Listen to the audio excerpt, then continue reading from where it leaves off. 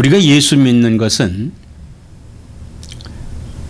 천국 가기 위해서, 구원을 받기 위해서 예수를 믿습니다. 그러나 우리 삶의 변화가 일어나야 됩니다. 우리 삶의 변화가 없다면은 예수 믿는 사람의 그 거룩함을 잃어버리고 사는 것과 같은 것입니다. 그래서 우리가 예수 믿는 것은 우리 삶을 리모델링 하는 것이다. 리모델링이라고 하는 것은 무너지고 어긋나고 또 낡고 그리고 금이 가 있고 뭐 여러 가지 그 어그러진 그리고 구조에 편리한 이런 것들을 개축하는 것이 리모델링이죠. 우리 삶을 리모델링 해야 된다 이거예요. 우리는 세상에 살고 있기 때문에 죄 속에 있습니다. 죄악된 세상에 있어요. 그래서 어느 때는 그 죄가 나도 모르게 내 안에 잠입해 들어올 때가 있습니다. 빨리빨리 이걸 리모델링을 해야 돼요. 깨끗이 개축하고 청소하고 우리가 이렇게 살아야만 되는 것입니다. 그래서 우리의 삶에 우리의 영혼과 우리의 육체를 변화시키는 그런 삶을 살아야 된다. 그러면은 우리가 그러기 위해서 우리는 우리 삶 나 자신을 알아야 됩니다. 오늘 12절에 그러므로 너희는 하나님이 택하사 그랬어요. 하나님이 택하사. 나는 하나님 택한 사람입니다. 우리는 하나님 택한 사람이에요.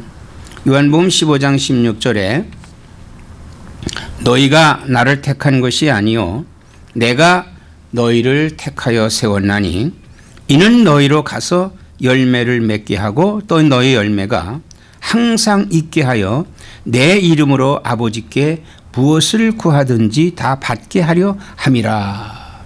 이렇게 말씀을 했습니다. 흔히들 우리가 예수 믿는 것은 즉 예수님을 내가 택해서 믿는 것으로 생각할 때가 있습니다만은 실상 그렇지 않아요. 하나님께서 나를 택해 주심으로 인해서 내가 예수를 믿는 것입니다. 또 내가 믿는 것도 아니에요.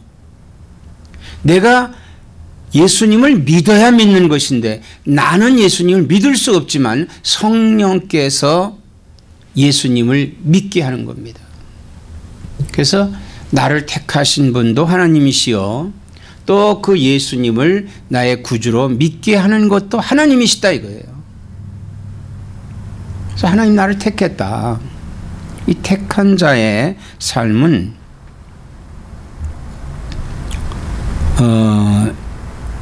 거룩하고 거룩한 삶을 살아야 됩니다.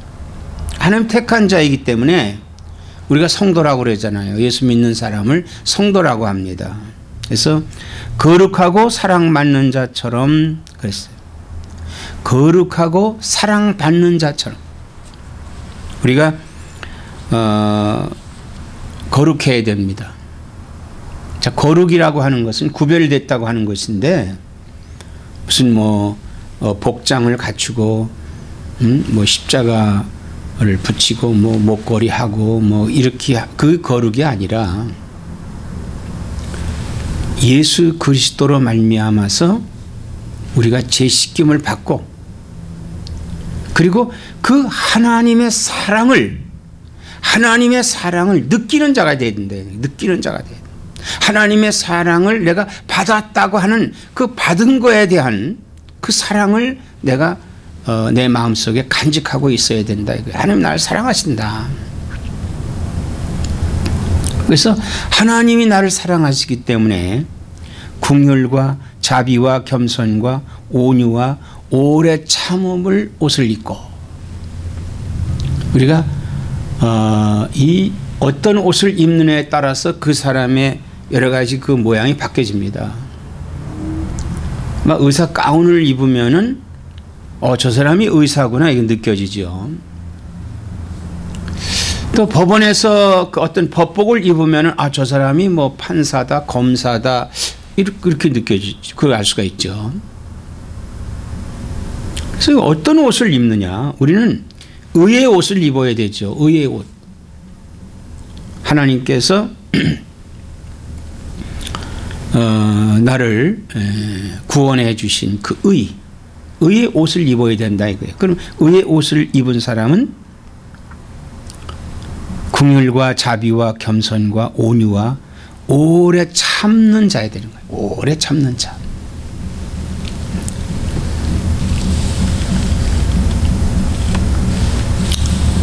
이렇게 우리 옷을 입어야 되는데 이 옷을 입는다고 하는 것은 옷을 입을 때 그 사람의 어떤 모습들이 나타나지 않습니까? 또 어떤 옷을 입으냐에 따라서 그 사람의 모습들이 이렇게 나타나죠. 근데 그 옷만 입고 그 마음이 비어 있다면은 아무 소용이 없는 거죠. 그 사실 그 마음 속에도 채워져야 되는 게 있단 말이에요. 마음속에 채워지는 게 있어야 된다. 15절에 그리스도의 평강이 너희 마음을 주장하게 하라 그랬어요. 그리스도의 평강이 너희 마음을 주장하게 하라. 그리스도의 평강이.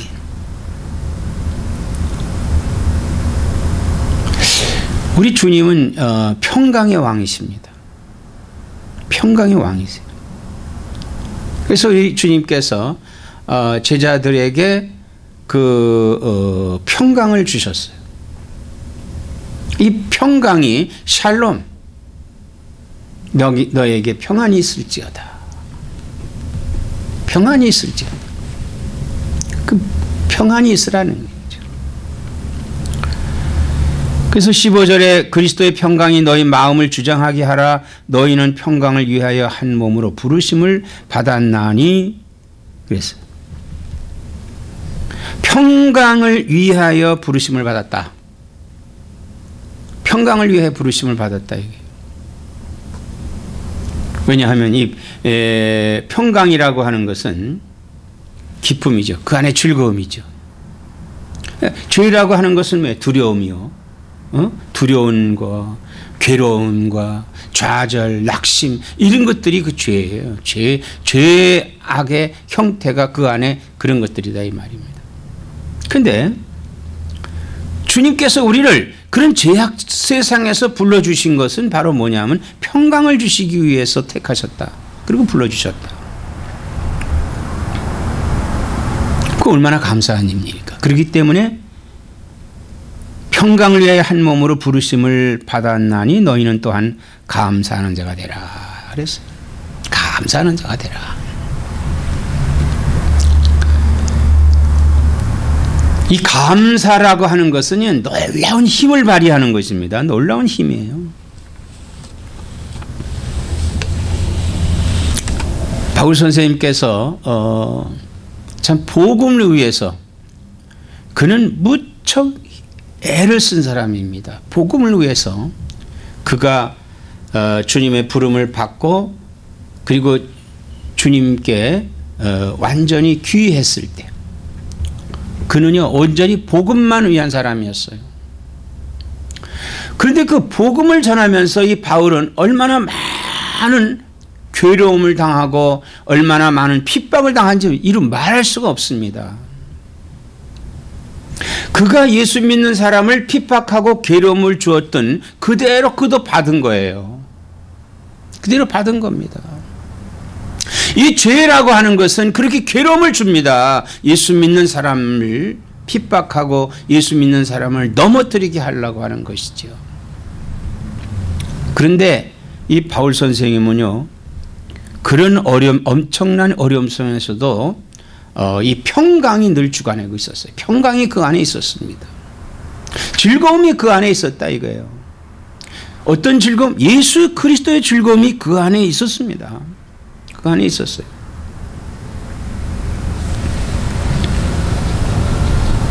그래서 그는 복음을 전하다 그만 감옥에 갇혔죠. 감옥에 갇혀서 뭘 했어요? 그는 원망하거나 뭐 불평하거나 이러지 않았습니다. 오늘 본문에 보면은 13 누가 누구에게 불만이 있건 서로 용납하여 피차 용서하되 주께서 너희를 용서하신 것 같이 너희도 그리하고 그랬어요. 그는 주께서 용서하신 것 같이 자기를 핍박하는 사람들을 원망하지 않았어요. 용서하고 저들이 예수 믿게 하고 저들이 돌아오기를 기다리고 그들을 위해서 복음을 전한 것이 바로 그가 고난도 감수할 수 있었던 거예요. 그래서 그는 감옥에 있으면서도 조금 더 낙심하지 않고 하나님을 찬미했어요. 하나님께 감사했어요. 그러니까 기적이 나타나잖아요. 응? 그 굳게 닫혀있던 옥문이 열려지고 땅이 흔들리면서 그 문이 열려지고 그리고 죄수가 깜짝 놀라가지고 어떻게 했으면 좋겠냐고. 그러니까 바울 선생이 주 예수를 믿으라. 그리하면 너와 내 집이 구원을 얻으리라. 무엇 때문에? 그는요 평강의 주님의 그 평강을 받았기 때문에. 그는 감사하는 자가 됐어요. 이 감사라고 하는 것이 감사한다고 하는 것이 입으로 감사하는 것입니다. 마음으로 감사하는 것입니다. 그는요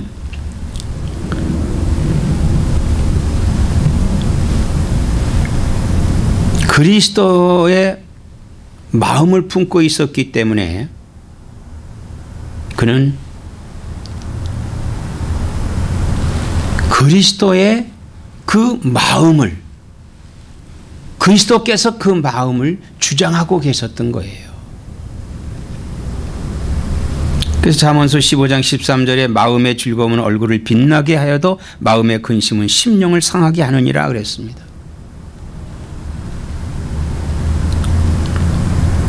마음의 즐거움. 우리 마음의 즐거움이 어디서 옵니까? 세상에 아무리 좋은 것도 잠시뿐이지 그 마음에 계속 즐거움은 있을 수 없어요. 마음의 즐거움은 예수 그리스도로 말미암아서 이루어지는 겁니다.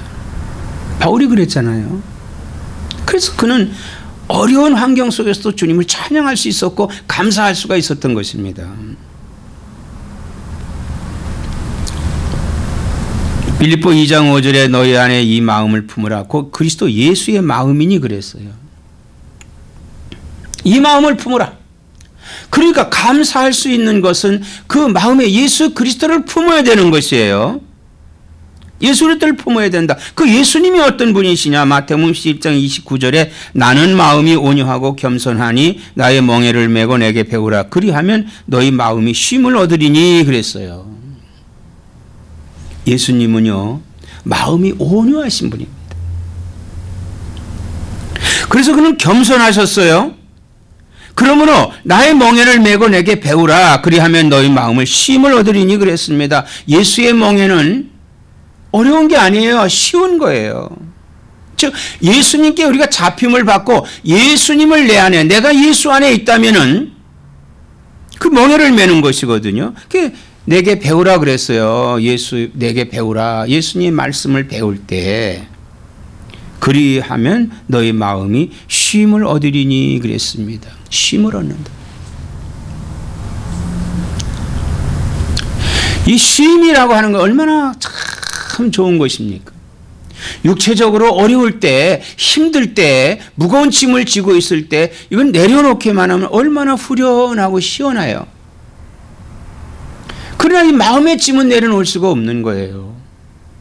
그런데 그리스도의 마음을 품고 예수님이 내 안에 있을 때 예수님을 배울 때 다 내려놓을 수 있는 것입니다. 자, 우리가 가장 힘든 게 뭐예요? 내가 내 힘으로 하고자 할 때 힘든 일입니다. 우리가 고생하는 사람들 보면요, 자기가 자기 힘으로 하려고 애쓰는 거예요.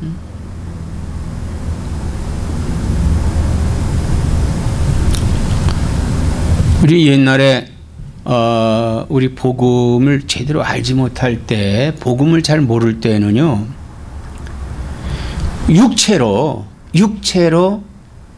참 예수님을 믿으려고 한 사람들이 너무나 많아요. 그래서 금욕하고 금식하고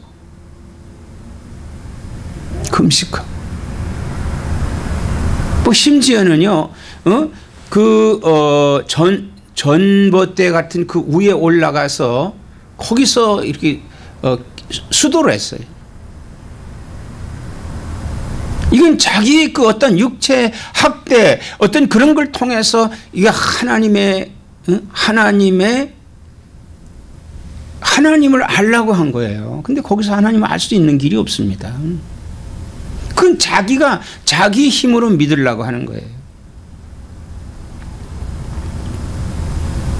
우리가 예수님을 내 안에 품으면요, 예수님이 내 안에 모시면은,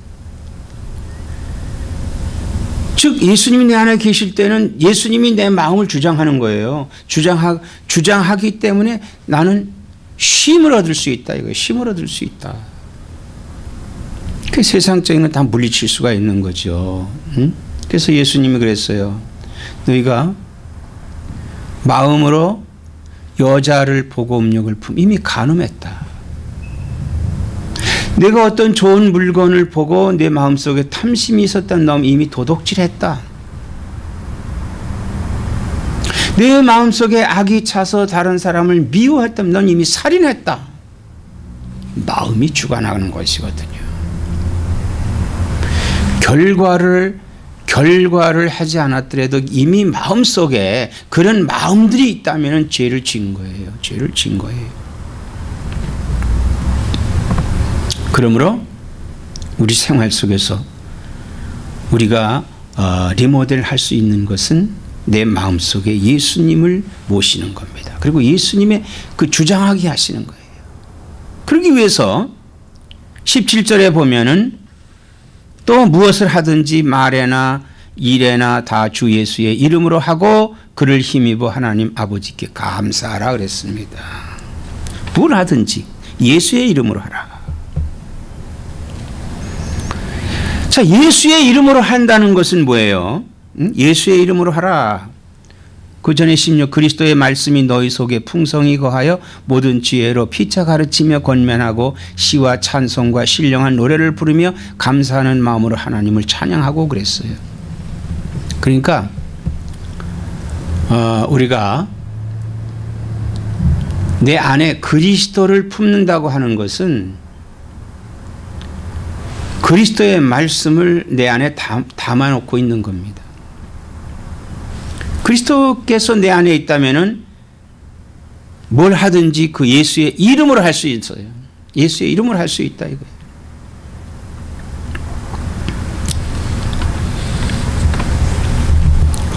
우리가 그 다윗이라고 하는 사람은요, 다윗이라고 하는 사람은 자기 주관들도 살았고 그가 회개하고 하나님 뜻대로 살아가는 사람입니다. 그래서 그 시편 1편서부터 쭉 보면은 그 다윗의 고백이 다 나와요. 다윗의 고백이 나옵니다. 근데 시편 119편 55절에 보면은 여호와여 내가 밤에 주의 이름을 기억하고 주의 법을 지켰나이다 그랬어요. 내가 밤에 주의 이름을 기억하고 밤에 주의 이름을 기억했다. 밤이라고 하는 것은 어둠을 상징하는 것이며 어둠은 죄악된 세상을 가리키는 것입니다. 그러니까 이 죄악된 속에 있으면서 그는 주의 이름을 기억했다. 예수 믿는 사람이 세상에 살고 있습니다. 우리는 세상 밖에 살 수 없어요. 우리가 사람들 틈에 살지 않고 저 산속에 들어가서 혼자 산다 할지라도 우린 세상에 있는 거예요. 그 안에서 갖가지 죄를 질 수 있습니다. 그 안에 사람이 없는 속에 들어가면 죄를 짓지 않는다고 생각할 수 있지만은 이미 그 안에 산속에 있어 혼자 산다 하더라도 우리는 죄를 질 수 있어요. 어떤 죄를 질 수 있습니까? 하나님을 믿지 않는다면 그 죄입니다. 불신하는 것이 죄예요. 그 불신은 뭡니까? 하나님을 배척하는 거예요. 하나님 사랑하지 않는 거예요. 그 다음에 세상 떠나서 산다고 하는 것은 이웃을 사랑하지 않는 겁니다. 산속에 들어갔다는 자체가 난 세상이다 싫다. 세상 사람과 부딪히지 않고 나 혼자 들어가 살겠다. 그건 이웃을 사랑하지 않고 자기 혼자 살겠다는 것입니다. 이게 죄예요.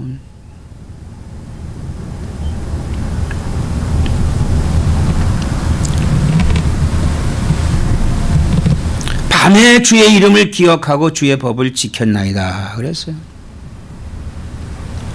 가장 훌륭한 것이 뭐냐 하면요, 죄악이 난무하는 곳에서, 죄가 드글드글 거리는 곳에서 법을 지키는 것이 가장 중요한 것입니다. 이 복잡한 현대 속에서 이 현대 그래도 질서 있게 이렇게 유지되는 것이 뭡니까? 법이 있기 때문에 그래요. 법이 없다면 이 얼마나 혼란스러웁니까? 우리 이 지구상에는요, 질서 있는 국가가 있고 질서가 없는 국가가 있어요. 그런 곳에 가면은 참 봉변당하기 쉽습니다. 치안이 안정이 안 돼 있다는 얘기입니다. 그런데 다윗은 이 밤에 주의 이름을 기억하고 주의 법을 지켰나이다. 오늘 우리의 고백도 다윗과 같은 고백이 이루어져야 돼요. 제약된 세상에 살면서 주님의 말씀을 지키며 사는 거예요. 지키며 사는 거예요. 주의 말씀이 뭡니까? 하나님을 사랑하고 이웃을 사랑하는 것이 주의 말씀이에요. 시편 8편 9절에 여호와 우리 주여 주의 이름이 온 땅에 어찌 그리 아름다운지요 그랬습니다. 하나님을 사랑하고 이웃을 사랑할 수 있는 것은 바로 이 다윗의 고백과 같이 우리 주여 주의 이름이 온 땅에 어찌 그리 아름다운지요 그랬어요. 주의 이름이 온 땅에 어찌 그리 아름답습니까? 하나님이 지으신 세계가 아름답습니다. 하나님이 우리를 사랑하는 것이 아름답습니다. 우리 이웃과 이웃이 서로 사랑하는 것이 아름다운 거예요. 그러므로 우리가 뭘 하든지 간에 주 예수의 이름으로 해야 되는데 우리 삶 속에서 예수가 나와야 된다. 그 이름으로 우리가 예수를 위해서 해야 된다. 내가 일을 하든지, 그래서 고린도전서 10장 32절에 바울 선생님이 그런즉 너희가 먹든지 마시든지 무엇을 하든지 다 하나님의 영광을 위하여 하라 그랬어요. 음식을 먹는 것도 하나님 영광을 위해서 먹어야 됩니다. 하나님 영광, 내가 건강하고 힘이 있고 건전하게 사는 것, 하나님 영광을 위해서 사는 거예요. 골로새 3장 17절에 또 무엇을 하든지 말에나 일에나 다 주 예수의 이름으로 하고 그를 힘입어 하나님 아버지께 감사하라 그랬습니다.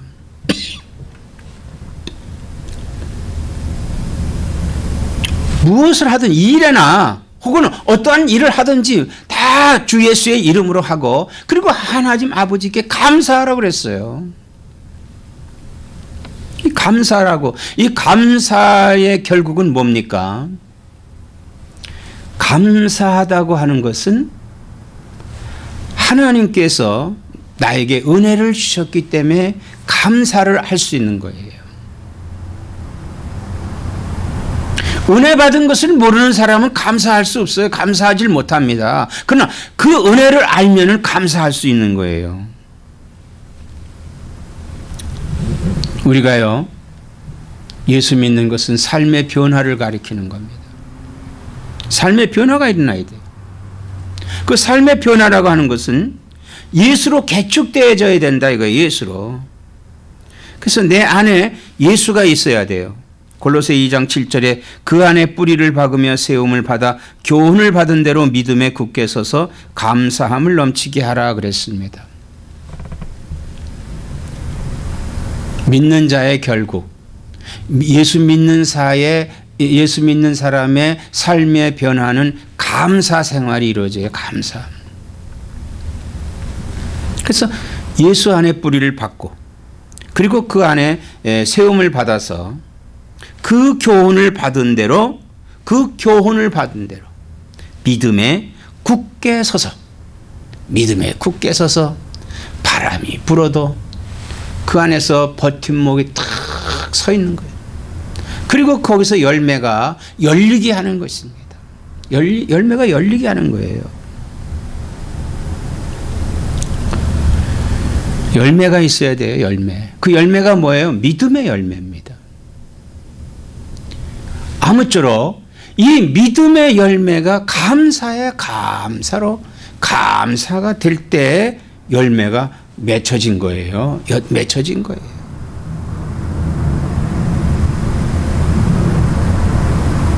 식물이 자라서 그 열매를 맺혔을 때 그 사람의 감격이 얼마나 큽니까?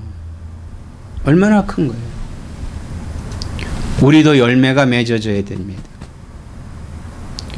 식물은 그 열매를 맺어서 사람이 그걸 먹고 영양분을 흡수한 것 같이 우리도 열매를 맺어서 하나님께 영광을 돌리는 그런 감사가 우리 안에 있어야 됩니다.